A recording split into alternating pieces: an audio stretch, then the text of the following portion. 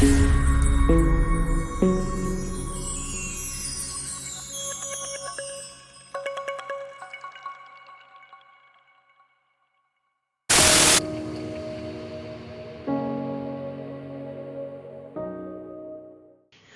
to Think About It for our Love is Love final episode. When it comes to the LGBTQIA+2 movement in Christianity, you can find plenty of websites that are promoting gay Christianity. A few organizations that you can find online are the Reformation Project, the Human Rights Campaign, and even some denominations such as the Presbyterians, Episcopalians, and some Methodist branches are even endorsing homosexuality in the ranks of their clergy and leadership. Former President Jimmy Carter said that Jesus would approve gay marriage. 2023 DC Gallup poll finds that 7.2% of U.S. adults identify themselves as lesbian, gay, bisexual, transgender, or something other than straight or heterosexual.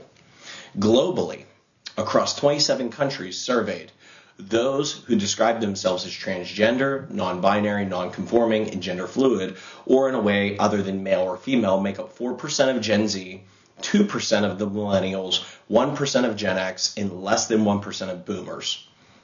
Younger adults also seem to be more likely to say they're attracted to both sexes. 83% of the global population identifies as heterosexual. So the arguments being made condoning LGBTQ transgender ideology are done so in the name of love, and claiming traditional interpretations of the Bible are not applicable to culture now, or they are plainly wrong. Evangelical biblical scholar Peter Enns made several statements trying to humanize the mind of Jesus, and these have been arguing points by the gay community. 1. He states that Jesus' knowledge was limited to what was only knowable in the first century. He states that Christianity doesn't require us to believe that Jesus knew everything, and indeed, there are times in the Gospels when Jesus admits to not knowing something.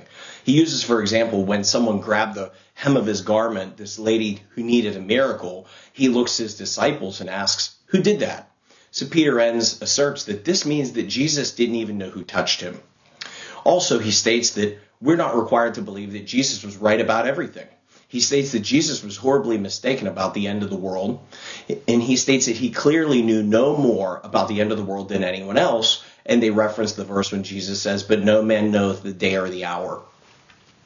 So the arguments for Jesus not knowing things or being limited in his knowledge doesn't clearly explain, though, how he knew someone would betray him, nor his comments about his own death and resurrection. He even told the Pharisees, "Destroy the temple in 3 days and I will rebuild it." Jesus speaks also about when the abomination of desolation happens, telling people that they'll want to flee from Judea. So contextually, we know Jesus is speaking about future events.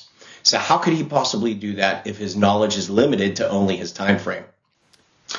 Peter Enns' comments attempting to humanize Jesus and speak about his memory and growing in knowledge have been used to argue that Jesus' thinking would probably change over time, and in the 21st century he would think a lot differently. Yet when it comes to God's character and nature, the Bible states in Malachi 3:6, "For I am the Lord your God, I do not change." In an article titled, "The Best Christian Argument for Marriage Equality is that the Bible got it wrong," Christians need to accept that Jesus was sometimes wrong, and in fact he might even want us to. This was written by Brandon Ambrosino.